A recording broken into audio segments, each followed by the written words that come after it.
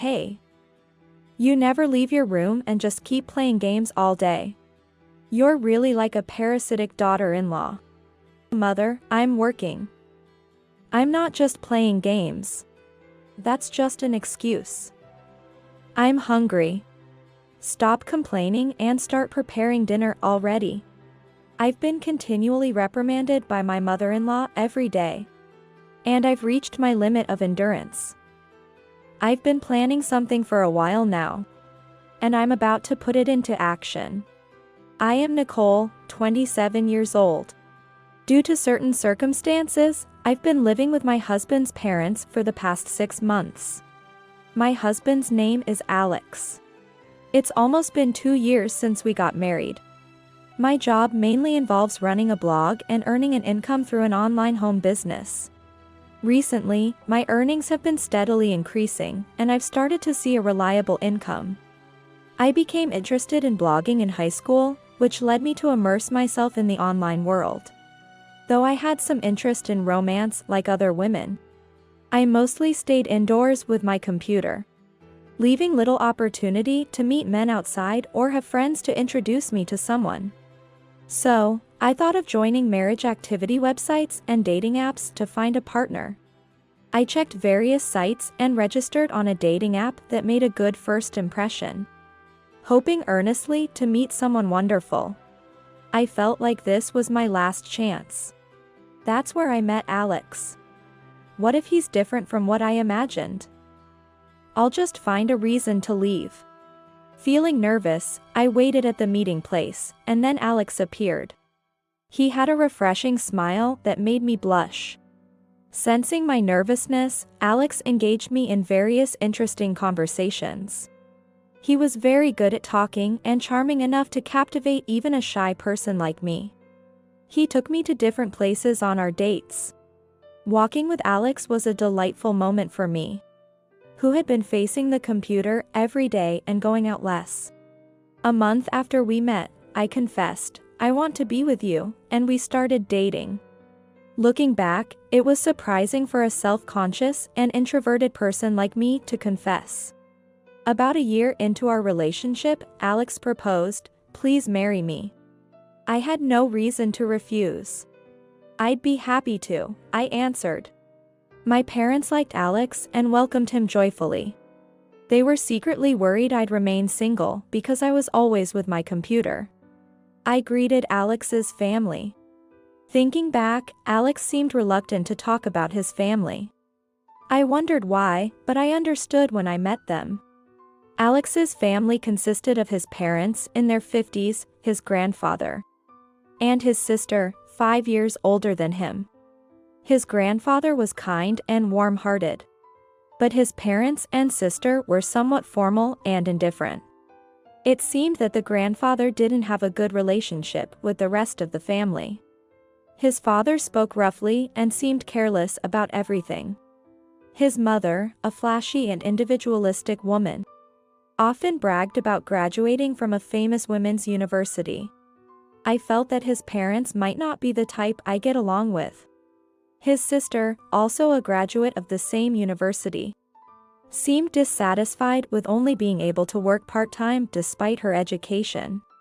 Though his parents both worked, their income seemed unstable, and they relied on his sister's part-time earnings and his grandfather's pension. Due to the family situation and financial issues with the wedding, Alex and I decided to get married without a ceremony, opting for a simple registration.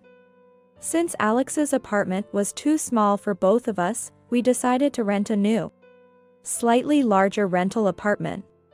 I needed a place to work, so we thought we could afford the rent if we split it. That's why we chose a slightly larger new home. About a year into our marriage, Alex, with a seriousness I had never seen before, started a conversation. "Nicole, I have something important to tell you. My grandfather back home is getting worse, and it's becoming a serious situation. But no one in the family is willing to help." Alex confessed that if his family wouldn't cooperate, he wanted to support his grandfather himself. Hearing this, I initially felt anxious about living with my in-laws. But I trusted Alex and decided to move in with them. So, we moved from our apartment to Alex's family home. Once we moved in, we realized the house was smaller than we imagined for 6 adults. There were only rooms for Alex's grandfather and sister, besides his parents' room. There was no room for us, so we had to share a room with his parents. My job involves working from home on a computer, but to my in-laws, it seemed like I was just playing. I was always met with suspicion and frowned upon. One day, Alex's grandfather approached me. "Nicole, I'm really grateful that you came here. Thank you so much. I appreciate it. This house is too small for you and Alex to live with everyone, right? So, I'm thinking of extending it." Hearing this, I was surprised and stared at his face. He continued, noticing my astonished expression. "Nicole, you need your own room to work, right? Actually, I've already gotten a quote and started consulting about it. Don't worry. Everything will be fine." He talked to me with his usual smile. After that, Alex's father contacted a friend's construction company. And soon the extension work began. The house had a large garden, so they planned to add 2 rooms there. The grandfather even paid for us to stay in a hotel while the work was being done. About a month later, the extension was completed, and we moved back to the family home. Everyone was happy to see the newly renovated and beautiful house. "Wow, it's so beautiful. That guy really did a good job." I was surprised when my usually quiet father-in-law suddenly said this. I was so shocked and asked, "That guy? Do you mean his own parent?" I couldn't believe that such words would be used to describe one's own parent. Life began anew in the renovated family home, but I soon realized something. As Alex had said, his parents and sister really did nothing around the house. It was easy to imagine how difficult it would be to take care of the grandfather in such a situation. Nobody cleaned their rooms or did any housework. Everyone just ate pre-made meals or takeout in their own rooms. At first, I thought everyone was just busy, but in reality, no one did anything. I understood why there was so much plastic waste. Perhaps the grandfather had given up. He would buy his own lunch, prepare his meal, and eat alone. Concerned about the elderly grandfather's health, I offered one day, "If it's okay with you, I can cook meals for everyone." Initially, the family hesitated, saying, "We can't impose that much." But I assured them, "I work from home, so I have some flexibility. It's okay." Then the grandfather said with a smile, "Well, if Nicole is offering, let's accept her kindness." From the next day, I started preparing meals for our family and the entire household. "Everyone, breakfast is ready. Please come and eat." As I called out, they came out of their rooms and gathered at the dining table, silently starting to eat as if it were the most natural thing. I wasn't expecting words of gratitude. But since nobody had ever prepared a family breakfast like this before, I thought a simple thank you would be nice. However, the only ones who expressed their gratitude were Alex and his grandfather. His parents and sister continued eating in silence, showing no sign of appreciation. Even as a patient person, this attitude left me with a sour impression. I never thought I'd have such a warm meal in the morning. It's truly delightful. His words were a comfort to me amidst my frustration with the rest of the family. "Nicole, you still have your work, right? I'm happy you did this, but are you sure it's okay?" His concern was touching, but suddenly, his father raised his voice in complaint. "Hey, I appreciate the meal, but everything tastes so bland, doesn't it? What is this, made bland for the old man's taste?" Following him, his mother began to complain dismissively. "Really, it's so bland. Such a poor taste. How were you raised?" Well, she did make it for us. Let's eat it. But maybe you should study cooking a bit more. Even his sister, who had never cooked, mocked me with a laugh. The barrage of criticism made me more sad than angry. I'm sorry it didn't suit your tastes. I'll be more careful with the seasoning next time. I replied with a forced smile, holding back tears.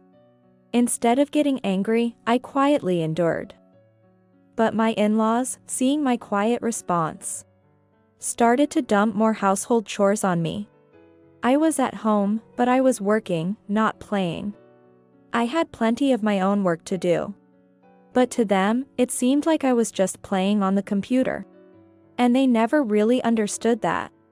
Hey, Nicole, once you're done there, can you clean the room too? When my mother-in-law asked me to do something, my sister-in-law quickly joined in and said, while you're at it, please clean my room too. It's your room, shouldn't you clean it yourself?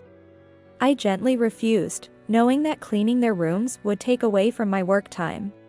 Hey, who do you think you are, living in this house? You stay home all day and don't work. If you're unhappy, go work outside. His father, hearing our conversation, scolded me loudly. Look.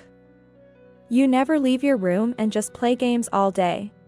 You're like a parasitic daughter-in-law. Mother, I am working. I'm not just playing games. I used to argue back, trying to make them understand my work. But no matter how much I explained, they never listened or tried to understand. And I grew tired of arguing. They couldn't accept that I was working on the computer all day, even though they were working outside. They didn't seem to grasp the concept of remote work. Hey, I heard you only finished high school, right? You must be dumb, playing on the computer all day. That's just being unemployed, right? I was insulted and laughed at, filled with frustration. Unable to bear it any longer, I decided to talk to Alex. What? She said that? Unforgivable. Enough is enough. Alex, livid with anger, stormed into his sister's room. Ugh. What now, Alex? What do you want? She came out of her room, annoyed and glaring at Alex. Hey, sister. You don't understand anything, do you? Nicole is properly working. She's not unemployed, and she's not dumb. He shouted back at his sister. But she just scoffed and dismissed him. What can you possibly do and earn with a computer? Defending her, Alex? Ridiculous. Well, she's the wife you chose. She mocked me further, tossing a parting shot before slamming her room door shut. No matter what I said, it just didn't get through. I was engulfed in a sense of isolation and sadness. Thoughts of leaving this place crossed my mind. But if I left, it would mean neglecting Alex's feelings for his grandfather, who he deeply cared for. I was at a loss about what to do next. While I was pondering this, suddenly Alex's grandfather collapsed. He had a history of heart problems, and though he had been stable recently, he had frequent attacks in the past that led to emergency hospitalizations. To avoid worrying me, he had kept this serious condition to himself. This was the real reason Alex was so concerned about his grandfather. Despite the doctor's best efforts at the hospital, his grandfather passed away. With our ally in the family home gone, Alex and I faced uncertain days ahead, wondering what to do. First and foremost, arranging the funeral was the immediate necessity. With the grief of losing his grandfather suddenly, Alex and I somehow managed to keep our composure, picked up his cold body, and started making funeral arrangements. The preparation was almost entirely handled by us, with his parents hardly involved. His father, the complete opposite in character to his grandfather, seemed almost pleased by his passing. He only pretended to be sad when mourners were present, but otherwise, he was lackadaisical. His mother too, feigned tears in front of visitors, but complained and grumbled behind their backs. As for his sister, she stayed in her room, offering no help with the funeral. I couldn't understand what this family intended with such behavior. The loss of the kind-hearted grandfather, who was part of the family I lived with, filled me with anger towards my indifferent in-laws. At the funeral, his father seemed resigned, responding to mourners with a solemn face. His mother and sister also pretended to be sad. But I suspected they were inwardly mocking everyone. To me, their attitudes were incomprehensible and increasingly painful. The only exception was Alex, who had been fond of his grandfather since he was young.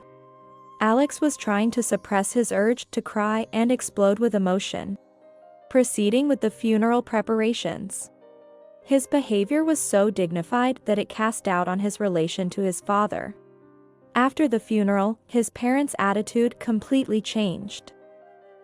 Ha! The old man did one good thing before going to the other world by expanding the house. At least he was useful at the end. He heartlessly muttered these words towards his father's portrait. Indeed. The house was so cramped and old. It's good that it's bigger and nicer now.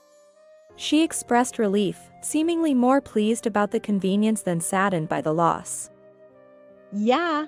If only that nuisance would leave too, it'd be perfect. Sneering, she glanced at Alex and me. I noticed her gaze and confronted the family. Oh? It seems we're nothing but a bother to you, isn't it? Very well. We'll move out as you wish. With the grandfather gone, there was no reason to stay. But upon hearing this, his father flew into a rage, foaming at the mouth and shouting at us. Oh. You're leaving? Good, get out quickly. You're nothing but parasites who do nothing. His sister joined in loudly. Exactly. You're not family anymore. Alex is too serious, and I hate that. And you, like a parasite, I hate you too. Go on, get out. His mother also chimed in loudly. Really, you're such a useless daughter-in-law. Your cooking and cleaning are mediocre, and you're annoyingly neurotic and gloomy. Just disappear from here quickly. Faced with these harsh words, I held back my anger and calmly replied to his parents. Yes, of course, we'll leave. But if you ask us to move out immediately, we need time to prepare for the move. So, could you please give us a week? We'll leave this house after a week.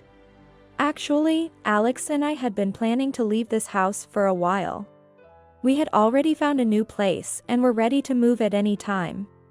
Originally, we planned to take his grandfather with us. We realized we couldn't live with his parents anymore and were considering moving out. We didn't want to leave his grandfather behind, so we planned to take him with us. But he passed away before we could carry out our plan. There was no point in regretting what couldn't be changed, so we had to move forward. The week flew by quickly, and the day of our move finally arrived. Well then, we wish you all the best for the future. I deliberately made a polite greeting to my in-laws. Yeah. No need for such formalities. You're in the way, just hurry up and leave. To the very end, his father was harsh with his words. You should be grateful I let you live in my house for free. He said arrogantly. Is that so?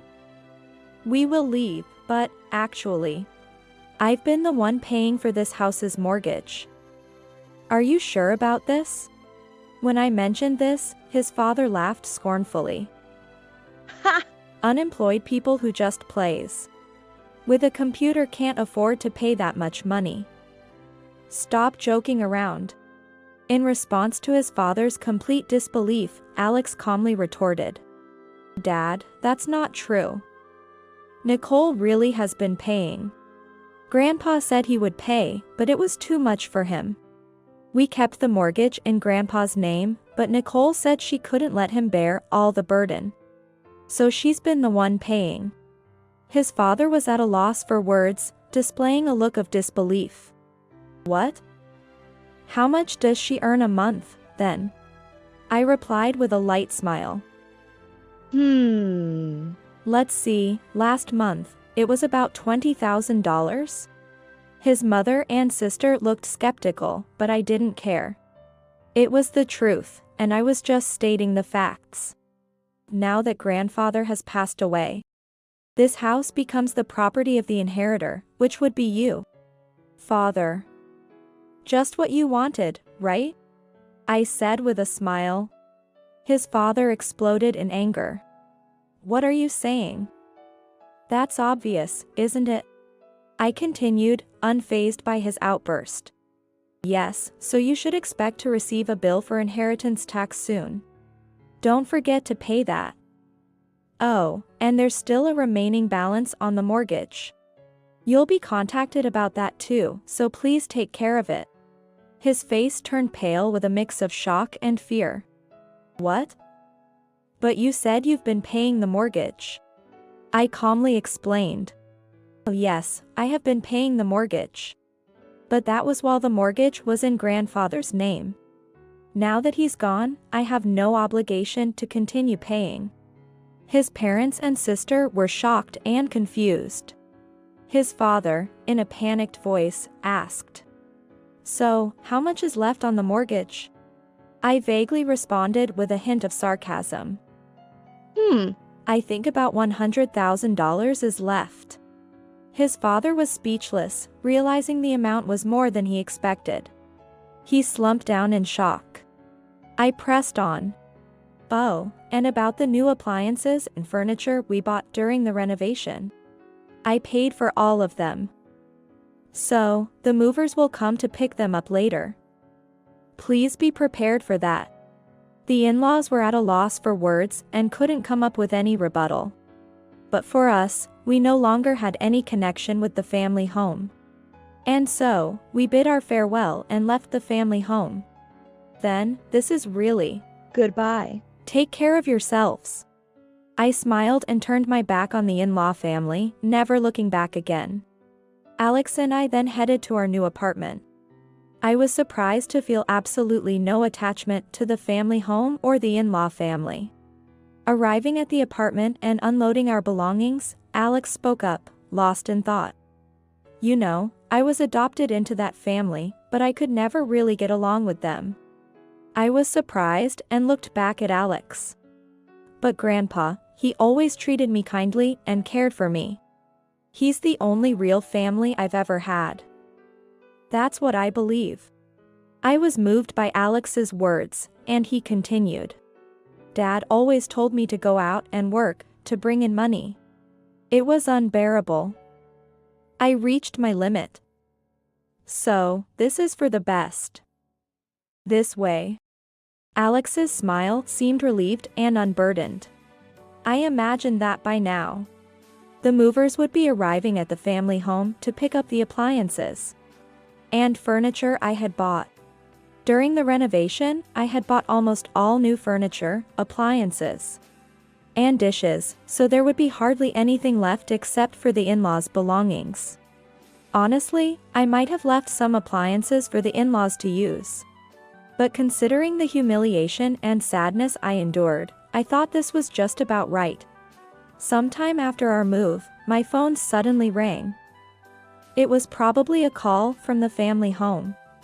I ignored it a few times, but the persistence made me finally answer. Hello? This is Nicole. Is there something you need?